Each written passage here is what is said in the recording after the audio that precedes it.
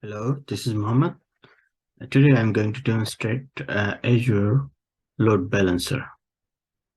Before going for this demonstration, we need some resources. We can have a look on the diagram here. For this demonstration, I'm going to use one resource group that is named LBRG, Load Balancer Resource Group. I need one VNet that will be named VNet1 with IP v4 10.0.0.0/16, and I need one subnet on that virtual network. I'll name this subnet as subnet1 with IP v4 address 10.0.1.0/24.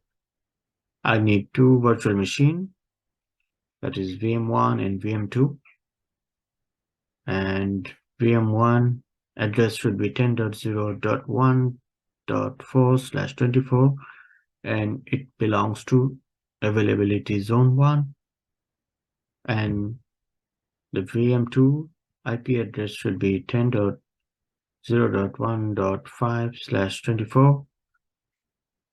that should be in zone 2, availability zone of Azure, of the same region. And I need one load balancer with public faces, public IP address, and there are some rules for this load balancing. So for this load balancing rule, I need that couple of things, that is frontend IP, which I'll create with the load balancer, backend resource details, which is virtual machines or web servers, inbound rule, it means the ports which we're gonna receive traffic from internet, and health check, which means the connectivity check, is it alive or not. So I'll show all the steps while I create this demo. So let's jump on the portal and start making this whole network setting for demonstrating the load balancer. So first of all, I need to log in on my portal account. I already logged in here. First, I need to create a resource group. Click on the resource group. I click on the create and give it a name. That is LBRG, and I create this resource group on Sweden Central Region, and this tag, I'm not doing anything on there, and then create this one. So resource group has been created. I go back home on the dashboard. Now I'm going to create one virtual network. I click on virtual network, then click create, and then click virtual network. Resource, I have to select the resource group, that is LBRG. I give this virtual network a name, that is VNet1. That's also the same region. IP address, I give the IP address according to the image, that is 10.0.1, 10.0.0.0/16, and I need one subnet according to the image, that is subnet1. I remove this default one, and I click on the add subnet. I give the subnet name, that is subnet1 with IP 10.0.1.0.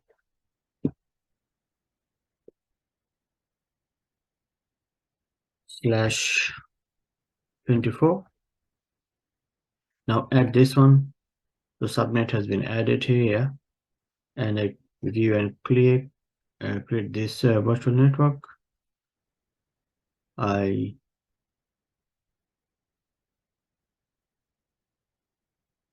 click on the create button and wait for the creation of this virtual network. Deployment is ongoing, and when it's done, I'll create two virtual machine. That is VM1 and VM2.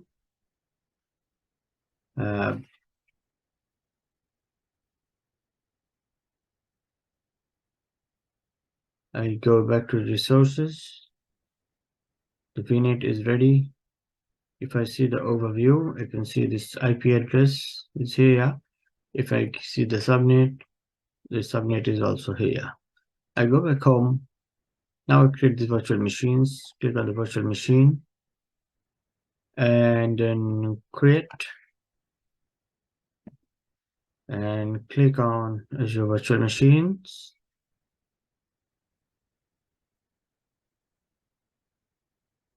And for the simplicity, I just make two Windows 10 virtual machine as a web server, and then I'll demonstrate with them. So we can choose any other bigger configuration of server that will work on the similar fashion. So first of all, I choose the resource group, give virtual machine a name. If I follow the picture, that is VM1 with, so I click this as in VM1, no, VM1, same region. I select this as a Windows 10 professional version and availability zone. When I choose this one as zone 1, and I give a username and password for this virtual machine like VM1 user. I give the pub complex password.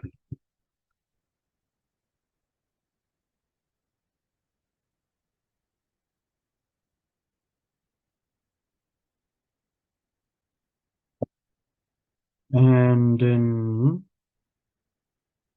select the inbound port.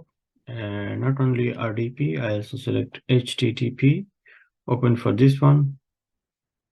And then next disk, I'm not doing anything here. Networking, there is something I can do, maybe subnet 1 is here, also there, and port HTTP and RDP open. Management, I'm not doing anything here. Monitoring, just boost diagnostic is disabled, and then create and review. So it's running the validation. I asked them to create this one. It's going to create this new virtual machine.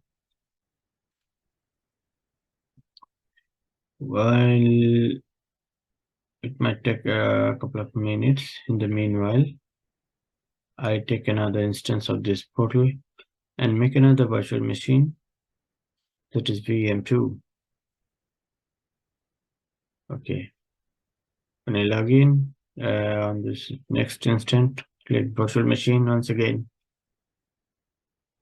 and then create virtual machine.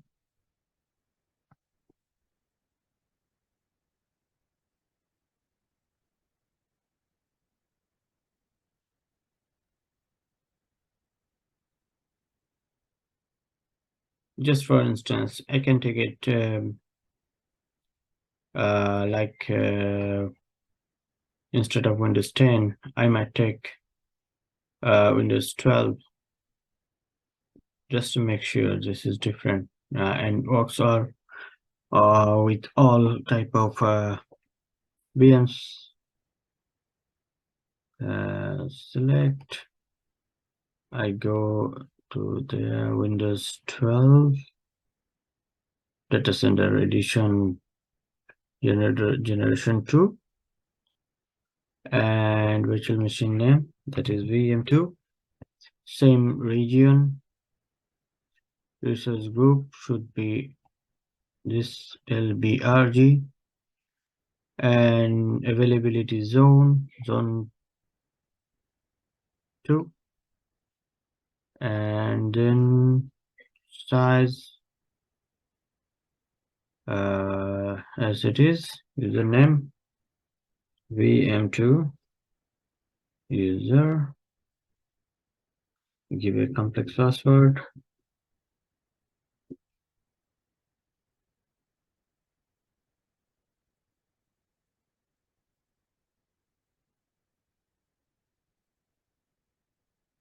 and similar fashion I leave HTTP open, and then next disk,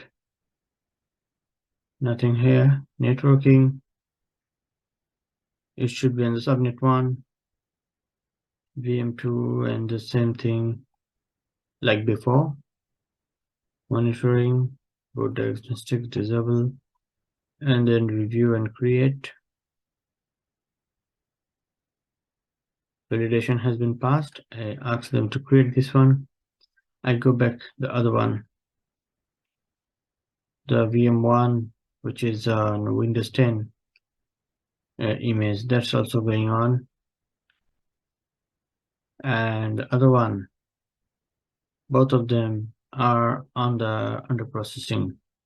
So we have to wait a while before creating this virtual machine. And when it's done, I'll show something with the remote desktop connection. If I go to resources of VM1, I can see this virtual machine has a public IP.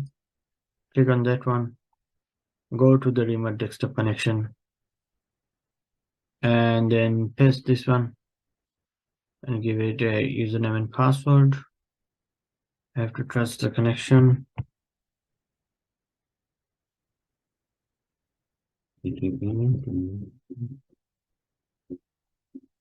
So I'm creating this one, press this one. So I'm going to connect on this one. It's coming up with this blue screen. You can see this VM1 user screen is booting up. And this is the first time this machine is booting up, so it might take a couple of minutes to configure some of this configuration file. So let it be load itself. If I go back to the portal, you can see this VM2 also ready. Go to the resources of VM2, and I can see this is also public IP, and its private IP is also 10.1.0.1.5. So I copy this public IP of VM2 as well, and go to the remote connection once again, and then paste this IP, connect. We'll ask for this username and password.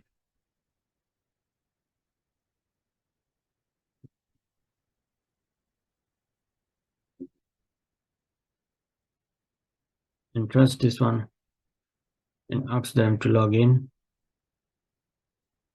I can minimize a little bit later this one. I leave this one here, let it boot. And if I go back, the previous one, which is on VM1, I can accept these things of VM1.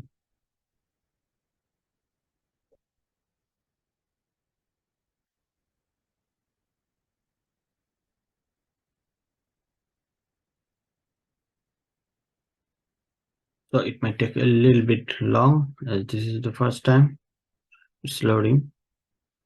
Yeah, when it's loading, I need to install IIS if it is not installed in the meanwhile. But wait for some network discovery message. For the first time it might comes. Yes, it comes up. I say yes. And if I browse, if I explore this machine, I can see some file and folder like our normal laptop or desktop.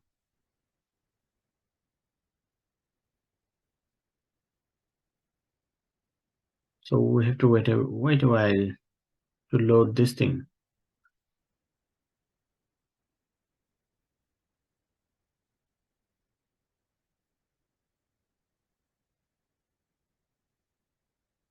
So I'm going to install IIS web server on both of this machine if it is not installed here. So you can see how can I do that. And then when I create the load balancer and when I ping with the IP address with the load balancer, you can see that this data packet is distributed in a round robin fashion for these two virtual machines. So we can guess how it works. You can see how load balancer works in a lab environment.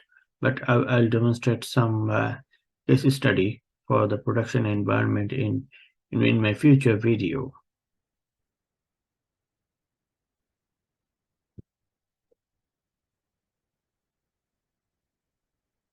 Sometimes it takes a little bit longer. Anyway, we come to that PC, go to the Windows C.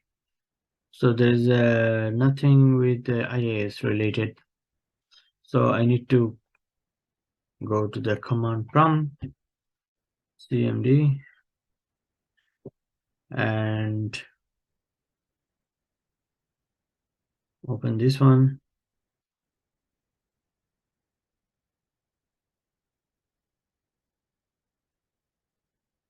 If I see the host name, make sure I'm on the VM1. Yes, it is VM1 now. App wizard.cpl. I run this one to include the IIS. Now, when I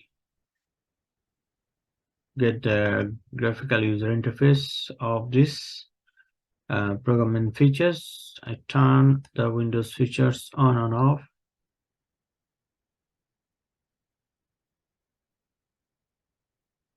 Now from here, I just begin to pick up this. And now I'm going to pick up IIS and then select OK.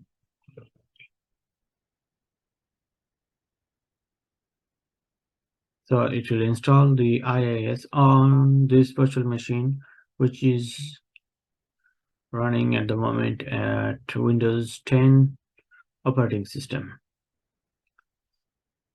So you can see there is installing and applying the changes. So I'm doing everything on the fly, so you can see how it looks when we really want to work with these virtual machines with remote connectivity. So it might take a little bit longer video, but it will help definitely.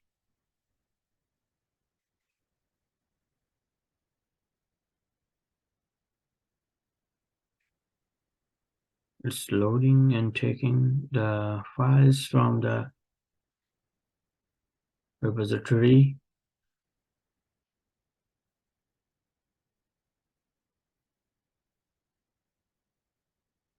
So it's almost done.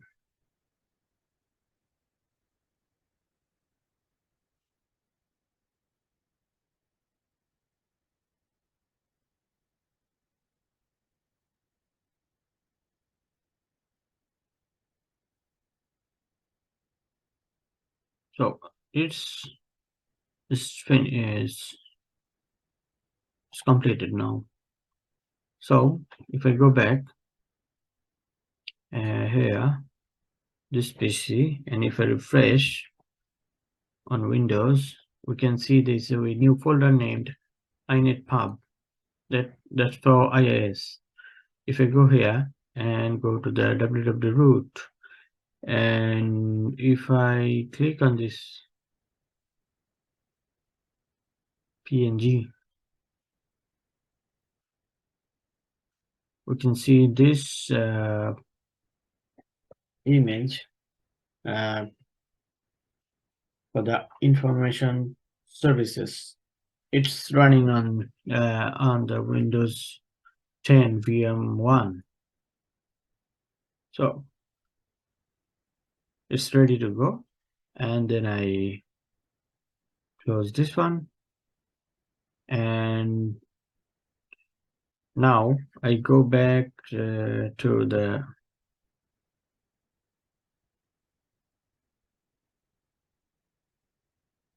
to my other machine. I close this thing, close this window.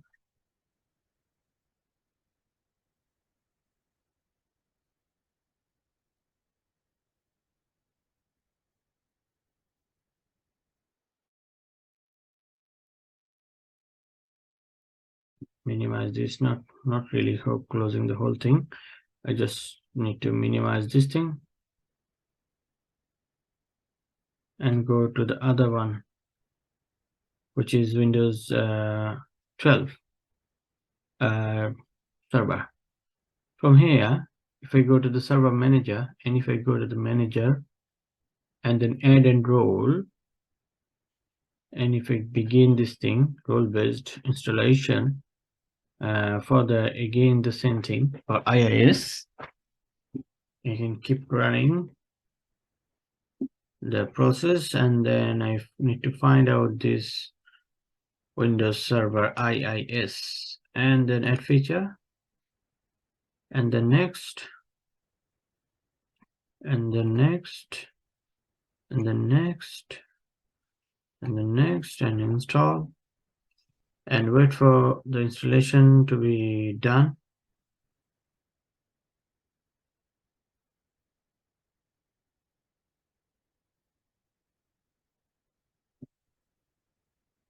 The installation process has begun in the meanwhile, so we have to wait a few minutes.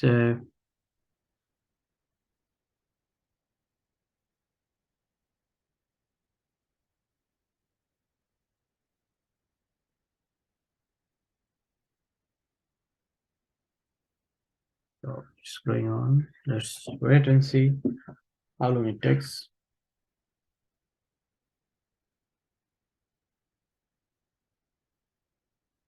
So when it's done, I will show you the loading screen of this one, so we can see the difference of loading screen of IIS in two different environments. That is one on Windows 10 and another one on Windows 12 data center generation 2 server.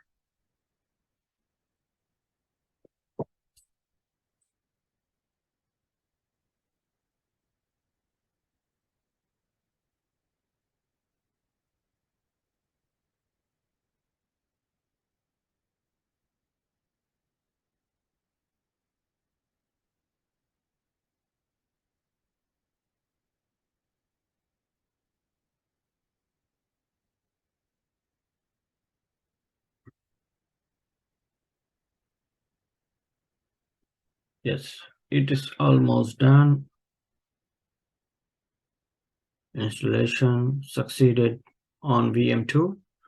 The message shows us that, and then we close this one.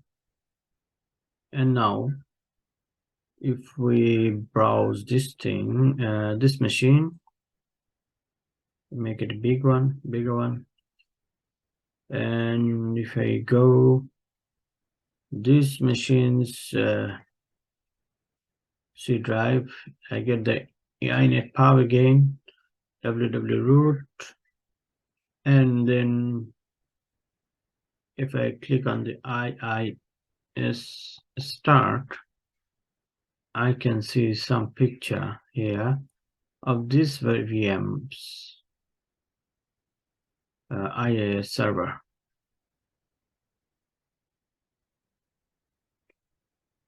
This will show up when you ping on VM2 with the load balancer.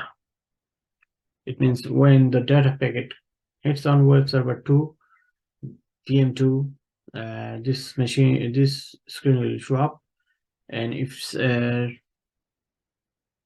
click on the data packet make a session with VM1, we can see the blue screen of IIS, which running on the Windows 10 virtual machine.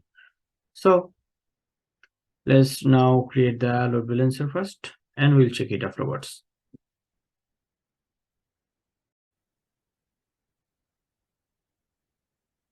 Now we're going to make this load balancer.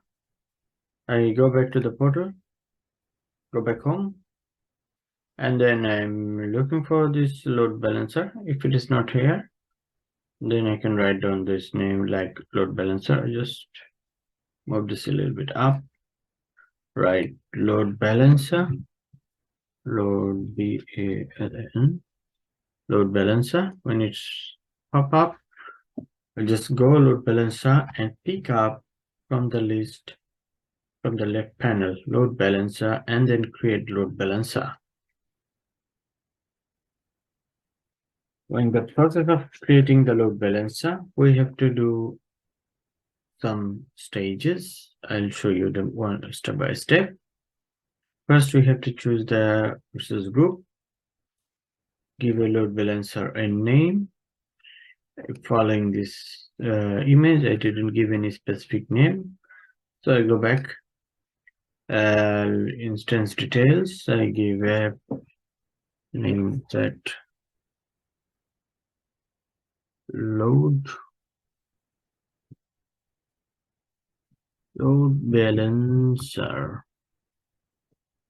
23, the same region, and SKU type.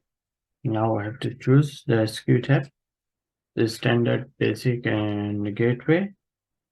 For this demonstration, I'm picking the SKU as a standard. Tier type is public, and the tier is regional.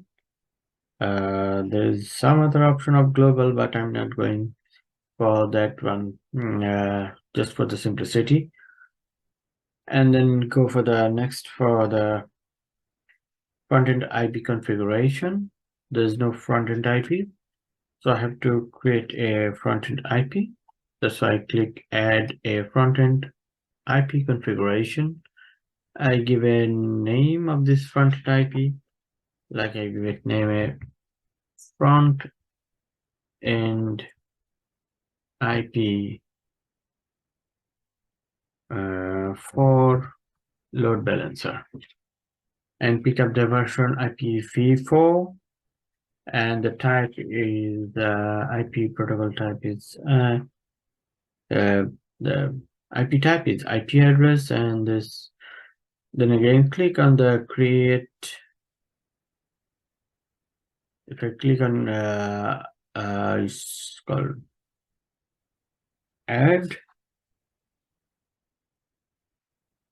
No, it will not adding. So we have to create once again here. Click on the same. Copy the IP address name of this one and click create, and then paste again the same name with the SKU standard and the retire regional, everything similar. Just make sure that it should be zone redundant, so we have a backup if one zone collapse, so we can have this load balancer available for other from other zone. So click OK and then add.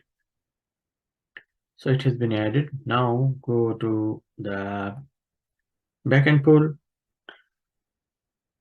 So backend pool, that's for the distribution of the packet in between the resources. So click on the backend pool, and then we have to pick up a name, backend pool name. Write down like backend pool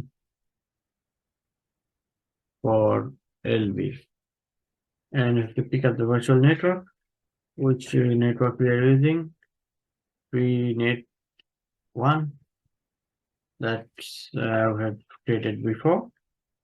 And then now we have to pick up this IPv4, and then we have to pick up the resources. Click here, virtual machine 1, and the other IP, this virtual machine 2, and then save this too. And then now we have to create some inbound rule. Now click on this inbound rule. Now we have to add inbound rules from here. So click on here, and we give a name of this inbound rule.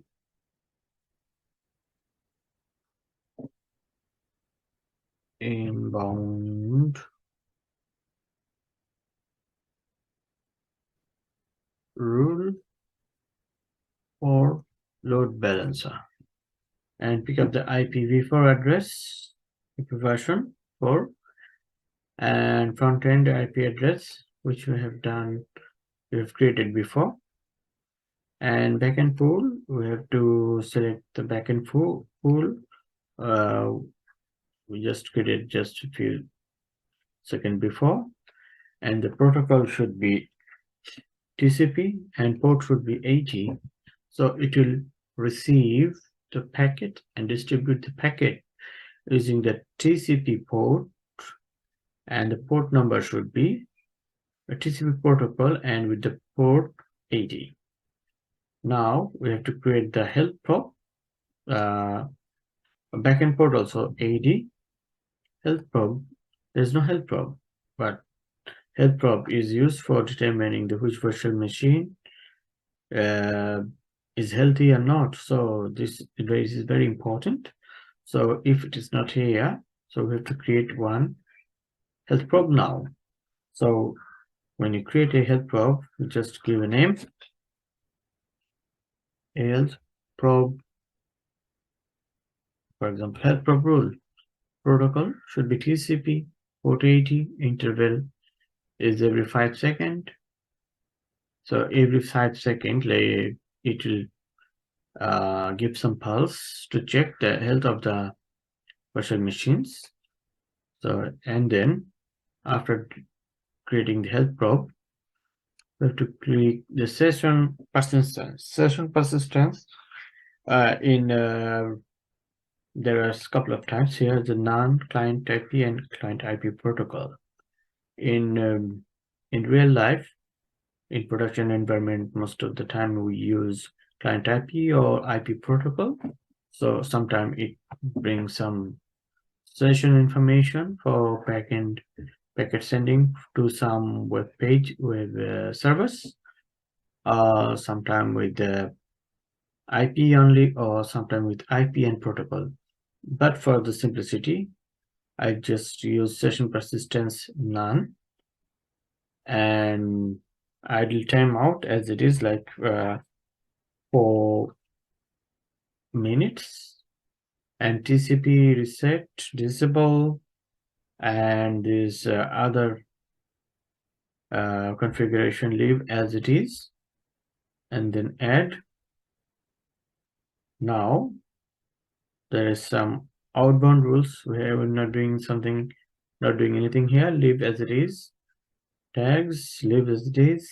Review and create. So it will try to create, but before we have to validate. Its validation has been passed, so we create this one.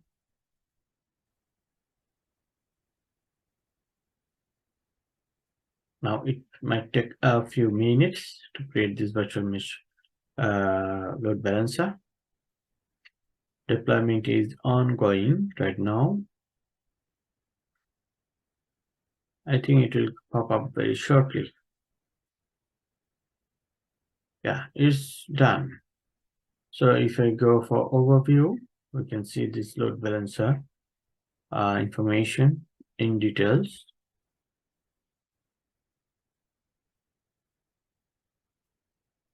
Or if you go to resources, it might comes up. Yeah, it comes up. If it is not showing this public IP, we can see more. We can see this public IP, that is 70, 20, 24, 240, 70, and 30. So we'll just open a browser. Now we're clicking from our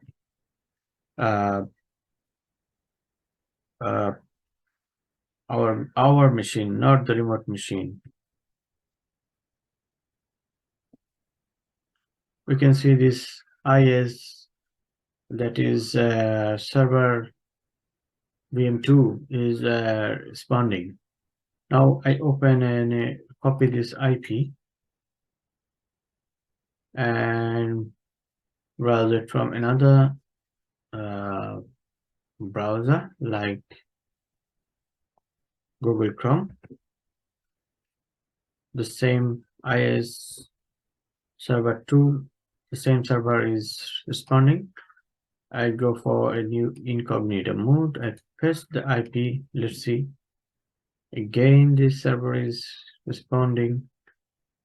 And then I again back to this one, open this and paste it. Again, I back from the original age one, paste this. Again, this incognito mode, paste. Now see. So with server 1 is also responding. So sometime web server 2 responds several times, or sometimes it's equally distributed. It depends on the load.